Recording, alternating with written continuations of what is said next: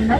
നമ്മുടെ ചേട്ടൻ്റെ ഈ ടാറ്റു ഓഫ് ടച്ച് ഓഫ് ഇങ്കില് ടാറ്റു സ്റ്റുഡിയോയിൽ പഠിച്ച ഒരു സ്റ്റുഡൻറ് ഇവിടെ ഉണ്ട്.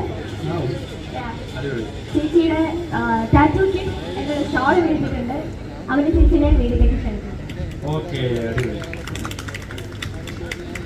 ഹലോ.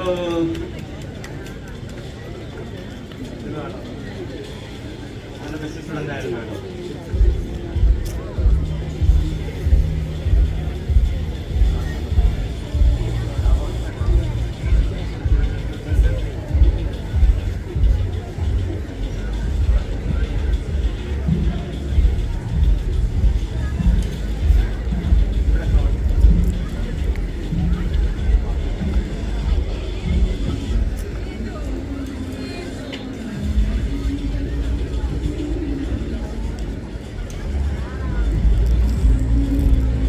ഇപ്പൊ ടാറ്റു സ്റ്റുഡിയോയുടെ കാര്യം പറഞ്ഞു. അതിന്റെ കാര്യം ഞാൻ ചോദിക്കാൻ വിട്ടേ. വാസ്തവത്തിൽ അതിന്റെ ആ ഒരു ചരിത്രം എങ്ങനെ